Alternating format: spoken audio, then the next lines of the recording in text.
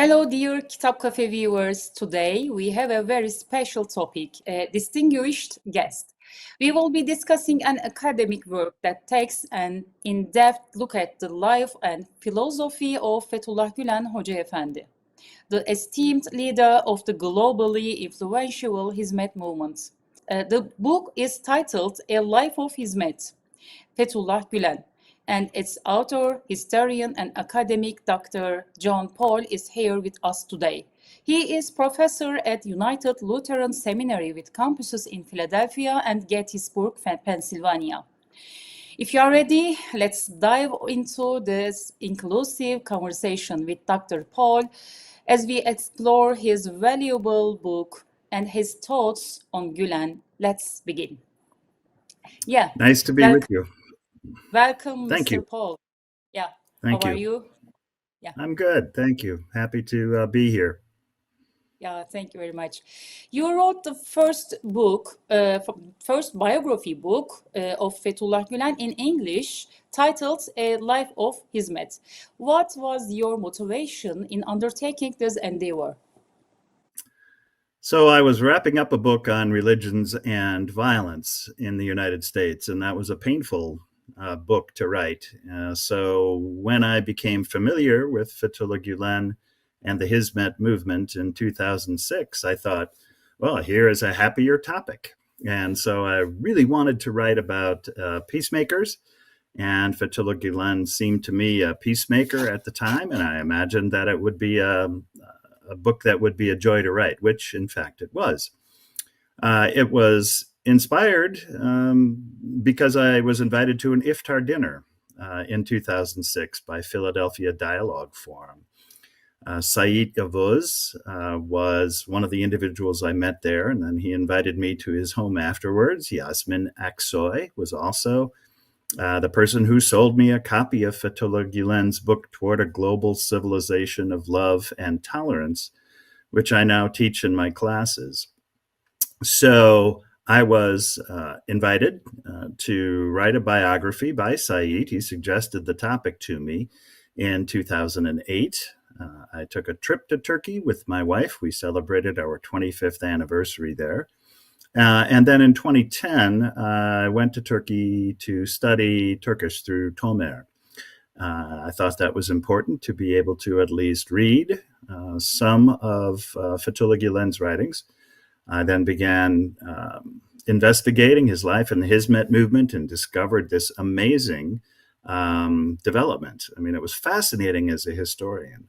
How could a global movement grow that quickly? Starting in the mid 1960s. By the time I came around, it was just 30 years, which in history is very brief.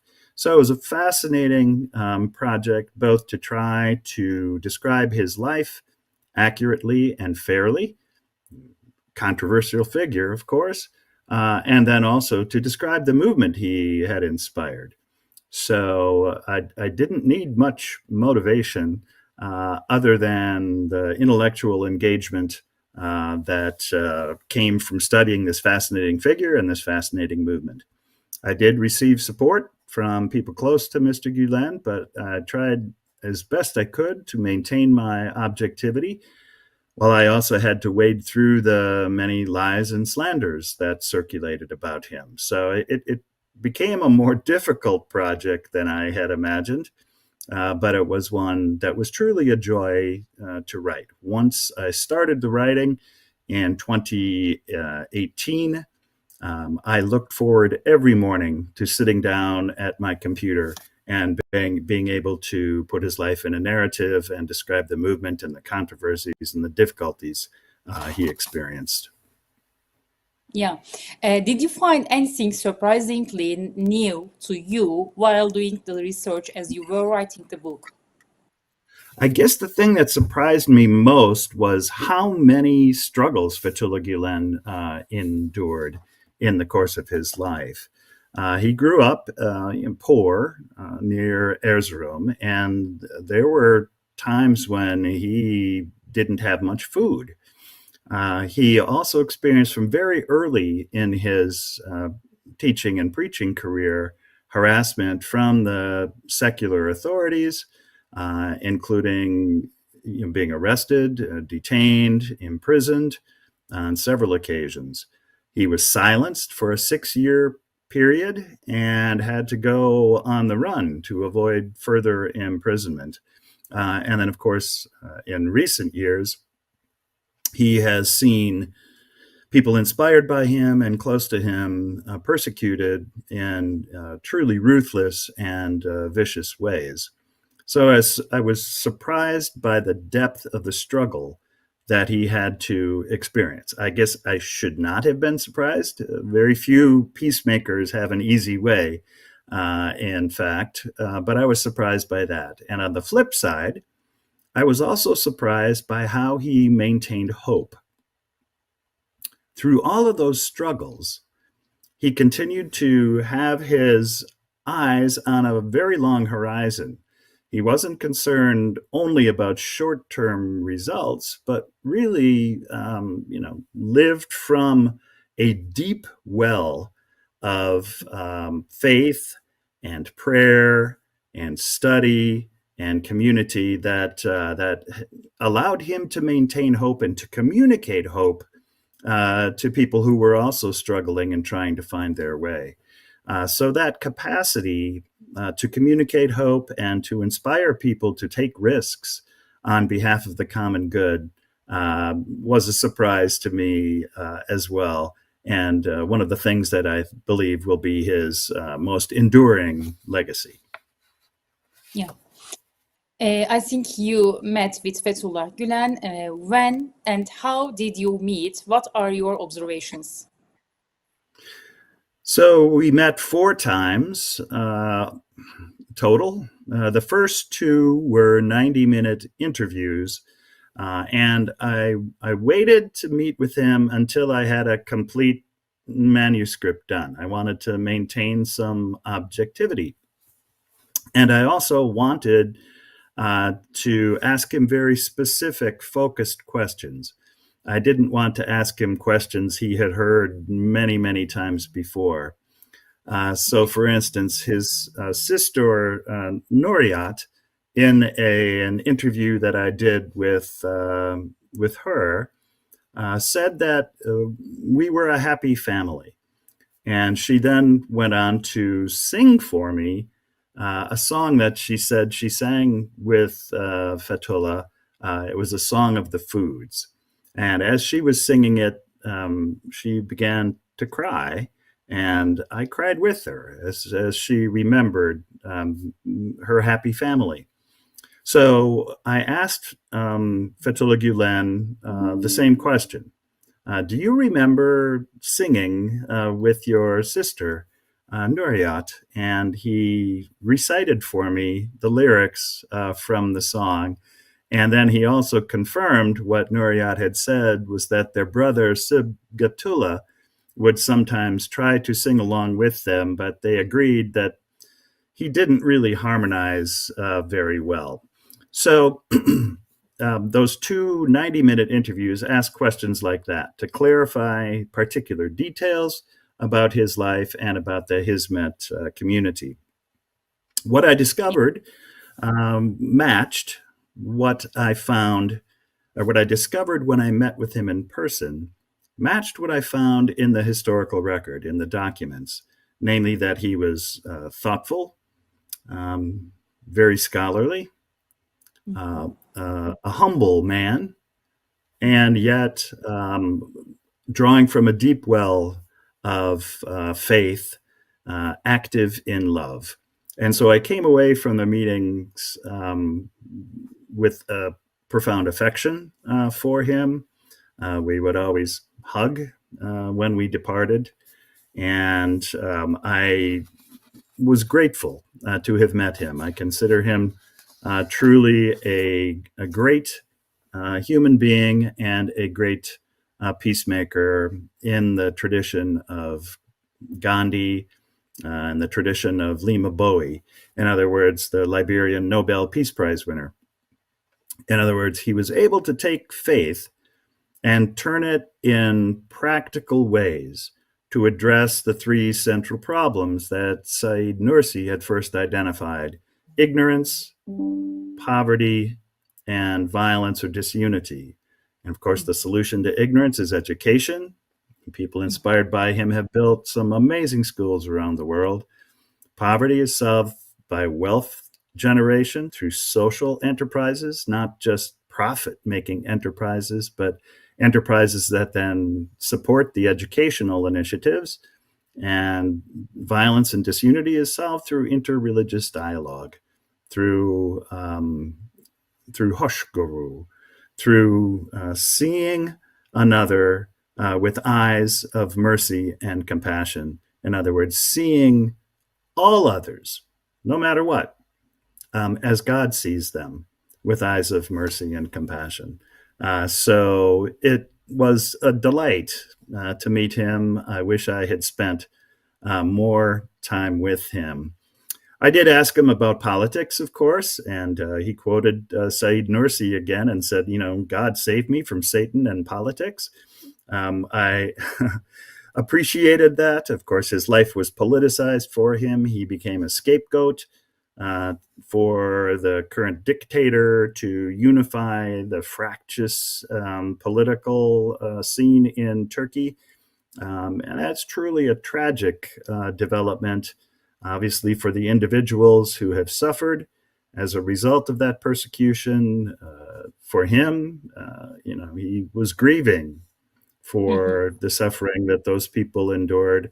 And it's a tragedy for Turkey because it has led to a brain drain and it has eroded democracy in Turkey, which once was a true example of a Muslim majority democratic society with a strong civil society. So, deep sadness as a result of my last meeting with him. And of course, deep sadness at his passing. Unfortunately. Yeah. Mr. Paul, I wonder that what kind of feedback did you receive from your social circle and academic community after writing this book? Yeah, the book has been translated into about a dozen languages: Romanian, Albanian, Greek, German. Greek. Yes, and many others. And I'm grateful that people thought it worth translating. I am really appreciative of that other scholars around the world wanted to translate it so that people could read it in their native tongues. That is a huge compliment and something I'm very happy for. On the other hand, the academic community here in the United States has disappointed me a great deal. There are scholars of Turkey and of the Hizmet movement who know what has been going on and who have yet remained silent. I understand for those Turkish scholars that they are frightened and that they want to be able to travel back and forth. I get that. And yet, when you're facing human rights abuses like this, where people's lives have been damaged, destroyed, we have to speak out. And so I encourage scholars who are familiar with what's going on in Turkey to speak the truth and to counter the propaganda and falsehoods that have been circulated by the government. The first thing a dictator does is shuts down free media. And so people are not getting the story within Turkey, which is why those of us who live outside of Turkey have to speak freely and openly and with passion about the repression and political persecution that has occurred within Turkey. It's a deep disappointment to me, and I understand it's very difficult to counter scapegoating once a society has created an us versus them situation. That's tough to fight against, but I am confident that over time the true character of Fethullah Gülen will become clear, and the actual story of his life will be told honestly. Gülen wrote that power resides in truth. That's a direct quote from him. Any other power that is founded on untruth is destined to fail. So I am happy to be able to have contributed a first biography, not the definitive biography. There are others who have much better skills to do that than I, but a first critical biography to get the conversation started about his life and significance. And I urge my colleagues in the American Academy of Religion, in Turkish Studies, in departments of history, sociology, to speak the truth, to study the evidence. Go to the actual record, to his writings, and to what people inspired by him have done, and tell the story accurately and fairly. That's what I hope and pray, and I trust that the different translations of the biography will be a modest contribution to that effort. Yeah. Yeah, and as you know, we lost Fethullah Gülen about 10 days ago. How did you feel when you first heard the news, and how do you feel now? Yeah, I mean, I have to admit I was not surprised by his death. The last time I saw him, he was very frail, and I knew he had, struggled with his health for many years. So I wasn't surprised, but I felt a profound loss. I am still grieving his absence. I wish I had spent more time with him. I did post a brief video from the Detroit Airport Chapel in honor of his life, talking about what I think his true legacy will be, and expressing my hope that his memory will prove a blessing, as our Jewish sisters and brothers say about someone who has departed. I am still deeply saddened. I wish he lived to continue to encourage people of Hizmet. I wish he could still preach, but we have his writings. We have his sermons. We have the videos of him, and we have his legacy, his work that is lasting and enduring, and will never go away. We also have confidence, as I put it when my father died 2 years ago, that he is now wrapped in the loving arms of God. So I know people are deeply grieving his life, but I also hope that the work continues and carries on. Every time the government sought to squash Hizmet previously, Hizmet has grown. And in fact, the day of his funeral, I couldn't attend. I was committed to speak at a friendship dinner in Kansas City. And about 300 people were there from dozens of different organizations and agencies. And we grieved. It was a sad event, but it was also a joyful event, because in Kansas City, Hizmet is thriving. And I pray that the same will be true wherever Hizmet is now planted, in Germany, Australia, Canada, the United States, all over Europe, all over Latin and South America, truly all over the globe.